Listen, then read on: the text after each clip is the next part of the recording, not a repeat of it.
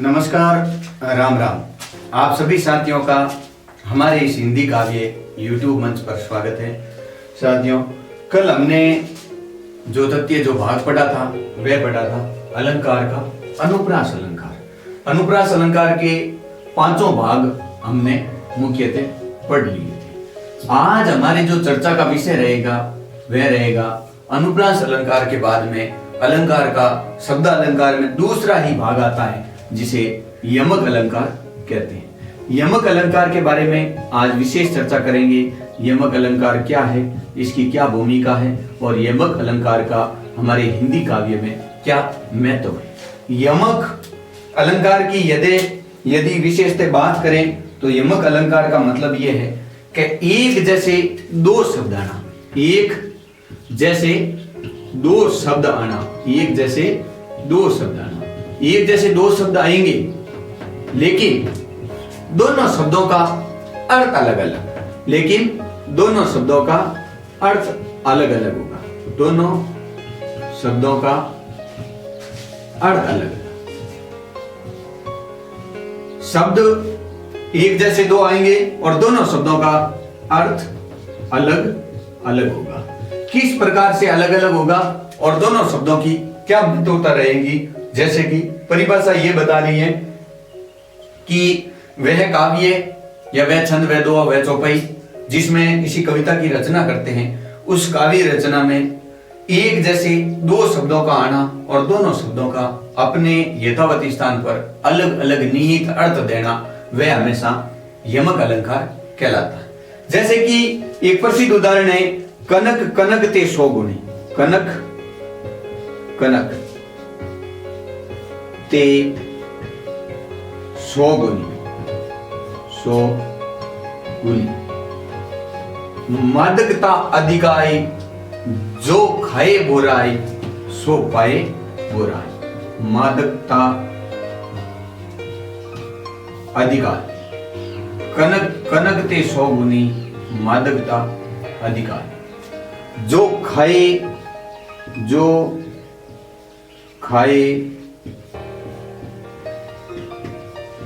बोराई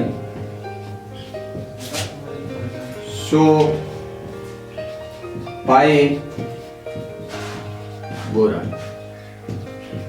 कहने का तात्पर्य यह है कि एक जैसे दो शब्दों का आना और अपने विधिवत स्थान पर दोनों को ही अलग अलग अर्थ देना। जैसे कनक और कनक दो शब्द इस एक में काव्य में दिए गए हैं और दोनों शब्दों का अपना अर्थ अलग अलग है। जब इनके अर्थ की बात की जाए कि कनक कनक ते सौ गुणी, कनक कनक ते सौ गुणी, मादकता अधिकाई, जो खाए बोराई सो पाए बोराई। अब कनक कनक का मतलब क्या होता है? एक कनक का मतलब जो एक नंबर पे कनक लिखा हुआ है, एक कनक का मतलब है धतूरा। एक कनक का मतलब क्या है? धतूरा। तो इसी प्रकार से दूसरे कनक की बात की जाए तो दूसरे कनक का मतलब है सोना, जिसे आप स्वर्ण कह सकते हो। अब कनक पहले का मतलब धतूरा है, दूसरे का मतलब सोना। शब्द दोनों एक जैसे हैं लेकिन दोनों का अपनी अपनी जगह अर्थ अलग है।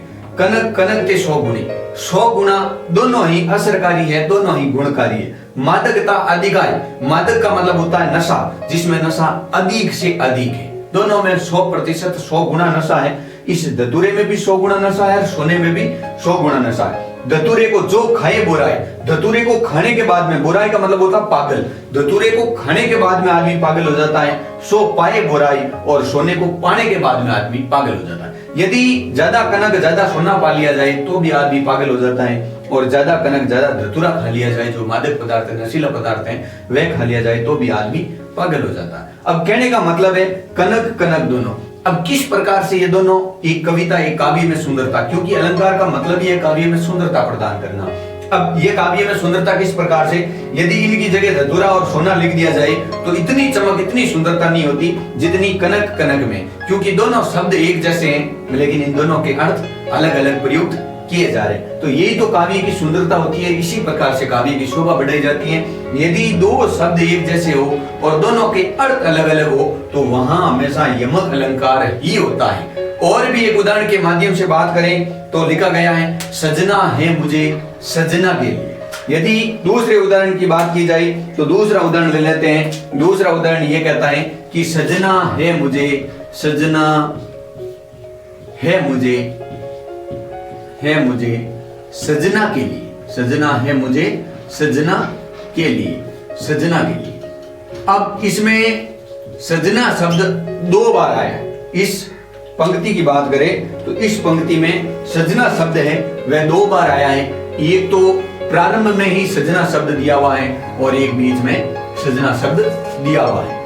1 नंबर पे ये जो सजना है और 2 नंबर पे ये जो सजना है, इन दोनों सजना शब्दों में कोई फर्क नहीं है, लेकिन इनका अर्थ देखा जाए तो दोनों का अर्थ अलग अलग है। इस 1 नंबर पे सजना का मतलब है संवरना या तैयार होना, संवरना या तैयार होना।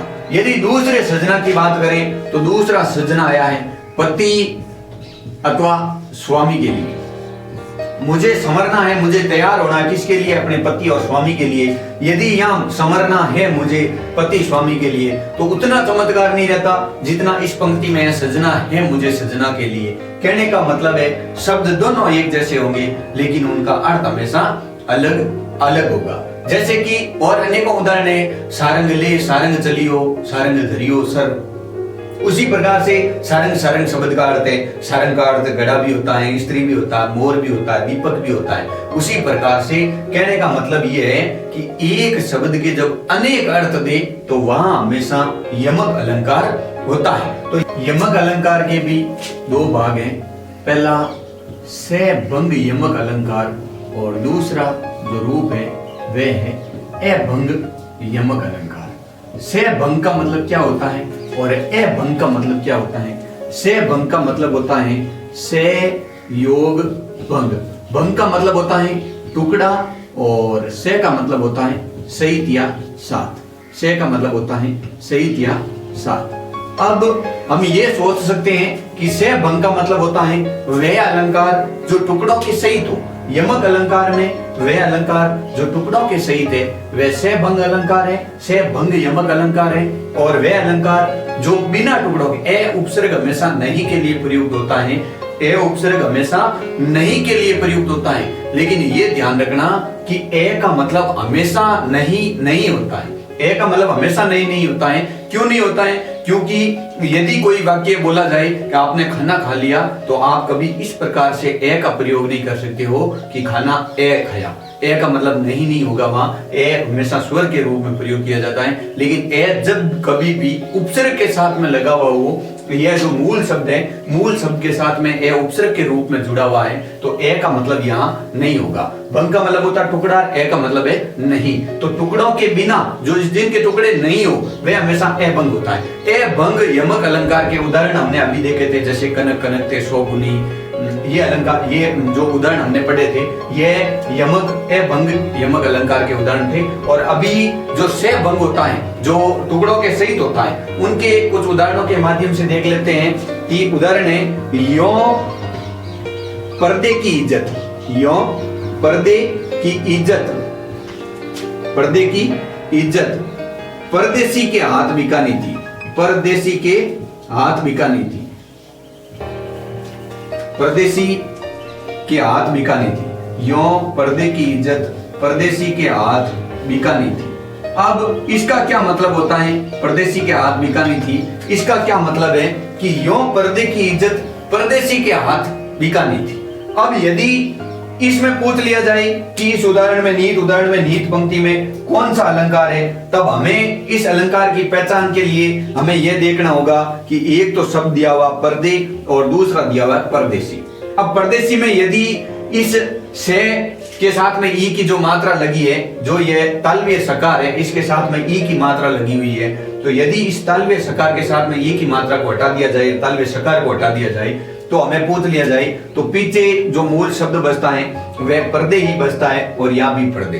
अब कहने का मतलब है ये तो मान लो बिना किसी टुकड़े के, लेकिन इनके टुकड़े, क्योंकि शय को निकालेंगे तभी हमें प्रदीप प्राप्त होगा। तो कहने का मतलब है इसे अपन कह सकते हैं कि शय भंग यमक अलंकार है, क्योंकि इनके टुकड़े मतलब किए जा सकते हैं और ये बिना टुकड़ों के होता। जैसे कनक कनक दोनों शब्द समान थे, इन दोनों शब्दों में थोड़ा बहुत जरा सा अंतर है जिनकी वजह से इनको हटा दिया जा सकता। किस प्रकार से, जैसे मान लो अब इसके माध्यम से समझे तो पर्दे का मतलब क्या होता है? पर्दे का मतलब होता है जो हमारी इज्जत होती है ओट में, उस इज्जत के लिए मतलब पर्दे शब्द का प्रयोग किया गया है। यहाँ पर्दे का मतलब होता है पराया या दूसरा, पराया या दूसरा, यहाँ पराया या दूसरा होता है। अब कहने का मतलब ये है कि इस प्रकार से अपनी पर्दे की जो छुपाई हुई ओट की इज्जत थी वह परदेशी पराई या दूसरे के हाथ बिकानी थी, दूसरे को समर्पित करनी थी। अब कहने का मतलब ये है कि यहाँ पर टुकड़े किए जा सकते हैं। इसी प्रकार से यदि एक और अन्य उदाहरण की बात की जाए तो अन्य उदाहरण देखते हैं। लाल दुपट्टा, लाल दुपट्टा मेरा मलमल का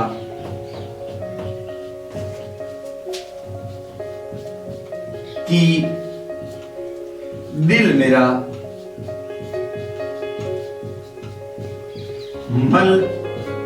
मल जाए। अब यदि इसमें पूछ लिया जाए तो इसमें भी यमक अलंकार ही होगा। क्यों होगा? इसका कारण क्या है? यमक अलंकार का कारण ये है कि यमक अलंकार में एक तो शब्द दिया हुआ है मलमल और दूसरा भी शब्द दिया हुआ है मलमल, लेकिन इस मलमल को, इस मलमल के टुकड़े हैं तो टुकड़ों के सहित हो वह हमेशा से भंग यमक अलंकार होता है। और इनके अर्थ के माध्यम से समझे तो इस मलमल का अर्थ क्या होता है कि ये मलमल एक प्रकार की किस्म है। किस्म किसकी? कपड़े की किस्म है। कपड़ा कौन सा? दुपट्टा कौन सा है? मलमल, मलमल का दुपट्टा है, मतलब एक मलमल दुपट्टे की किस्म है, दुपट्टे का एक रूप रंग है। यदि इस मलमल की बात करें, इस मलमल का अर्थ है पिघलना। जिस प्रकार से इस मलमल के कपड़े की वजह से मेरा दिल भी पिघल गया, मतलब उनके प्रति समर्पित हो गया, मलमल गया, विगत गया, दग्ध हो गया। कहने का मतलब ये है तो दुपट्टा मेरा मलमल का कि दिल मेरा मलमल जाए। कहने का मतलब ये है कि यहाँ मलमल किस्म के लिए आया और यहाँ मलमल एक हृदय की भावना को मतलब प्रदान करने के लिए, भावना को बताने के लिए आया है। तो मेरे कहने का मतलब ये है कि यदि दोनों शब्द समान हो और दोनों का अलग अलग अर्थ निकलता हो तब तो यमक अलंकार होता है, लेकिन यदि दोनों शब्दों से ही किसी शब्द के टुकड़े हो तो टुकड़ों में आता है वह सहभंग यमक अलंकार होता है, और वह जो टुकड़ों में नहीं आता है वह हमेशा अभंग यमक अलंकार होता है। कदम की छटा, कदम की छांव। अब कदम की छटा, कदम की छांव, कदम कदम शब्द दो बार आया। पुष्प के लिए, पेड़ के लिए, पेड़ों के संगन वनों के लिए मतलब कदम आया है, और पुष्प के लिए, पुष्प फूल होता है, फूल के लिए कदम आया है। तो कहने का मतलब ये है कि ऐसे कोई भी उदाहरण हो वो सारे के सारे उदाहरण यमक अलंकार में होते हैं। यमक अलंकार दो भागों में विभक्त हैं, एक होता है सहभंग और एक होता है अभंग। अब इस प्रकार से आगे का जो तीसरा है यमक अलंकार में किसी प्रकार की कोई दुविधा नहीं होनी चाहिए। आगे तीसरा है वह है सलेश अलंकार। सलेश अलंकार के बारे में देखते हैं। तीसरा सलेश अलंकार किस प्रकार से? अलंकार का तीसरा रूप और तीसरा भाग है वह है सलेश अलंकार। सलेश अलंकार के बारे में जानेंगे, सलेश अलंकार की क्या भूमिका है और सलेश अलंकार किस प्रकार से ये कविता और काव्य में प्रयुक्त होता है। सलेश का अर्थ क्या होता है? सलेश का अर्थ होता है चिपकना। सलेश का अर्थ है चिपकना। किस प्रकार से चिपकना? क्या है चिपकना? कहने का मतलब ये है कि यह काव्य में किस प्रकार से चिपकता है या काव्य में इसका प्रयोग कैसे किया जाता है। अब मेरे कहने का मतलब ये है कि सलेश अलंकार की बात की जाए किस प्रकार से, कहने का मतलब है ये बता रहा है कि शब्द एक हो, शब्द एक हो, लेकिन उस शब्द के अर्थ अनेक हो। यमक अलंकार में हम लोगों ने पढ़ा था अर्थ अनेक, हम लोगों ने पढ़ा था, और शब्द कितने? एक।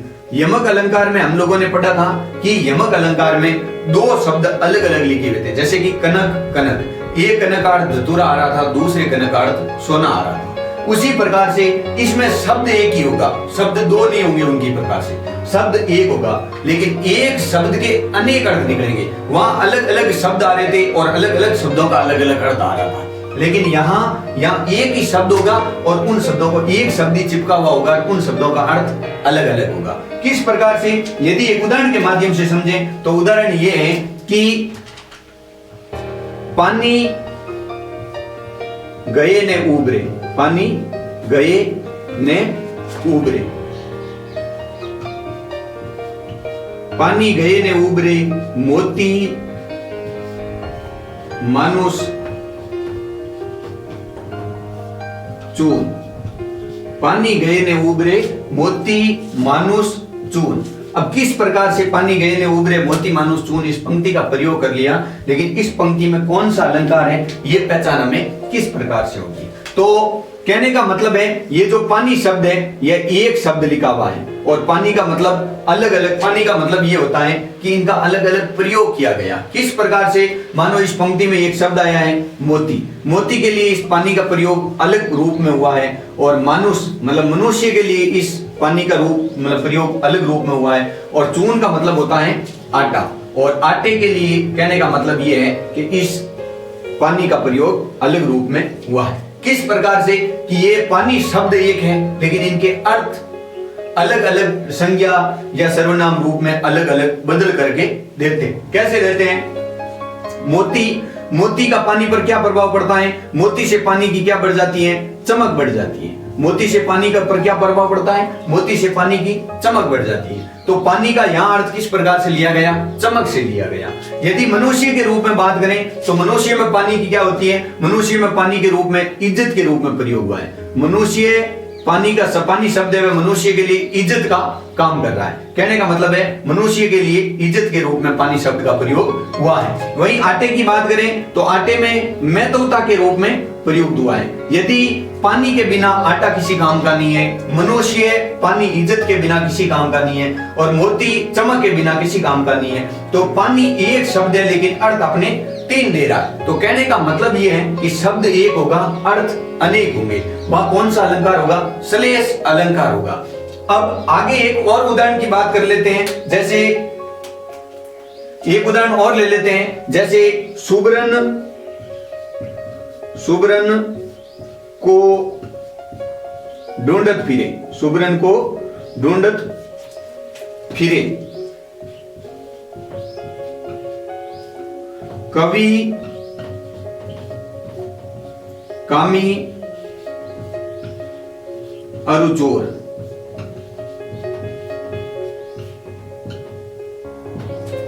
कहने का मतलब है सुबरन को ढूंढत फिरे, कवि कामी अरु चोर, इस पंक्ति में कौन सा अलंकार निहित है। तो इस पंक्ति की बात करें तो इस पंक्ति में यदि मान लिया जाए यह शब्द है, इस शब्द के अलग अलग अनेक अर्थ निकलते हैं। किस प्रकार से निकलते हैं, जैसे कि कवि के लिए यह सुबरन शब्द है वह अलग रूप में प्रयुक्त हुआ है और कामी के लिए यह अलग रूप में प्रयुक्त हुआ है और चोर के लिए यह अलग रूप में प्रयुक्त हुआ है। किस प्रकार से, सुबरन का मतलब क्या होता है, सुबरन का मतलब होता है अच्छी वस्तु, मतलब अच्छी तरीके से भली वस्तु या अच्छी वस्तु। अब भली वस्तु या अच्छी वस्तु तो होता है लेकिन ये सही शाब्दिक अर्थ तो यही होता है। लेकिन कवि के लिए अच्छी वस्तु कौन सी है, कवि के लिए अच्छी वस्तु है मतलब अच्छे वर्ण, अच्छे वर्ण। कवि अच्छे वर्णों को ढूंढता है इसलिए कवि के लिए अच्छे वर्णों के रूप में प्रयुक्त हुआ है। तो कहने का मतलब यह है कवि के लिए सुबरन का मतलब हुआ अच्छे वर्ण। यदि कामी के लिए बात कर ली जाए तो कामी वासना का पुजारी होता है, तो कामी के लिए अच्छी या सुंदर स्त्री, सुंदर स्त्री के लिए प्रयुक्त हुआ है, सुंदर स्त्री।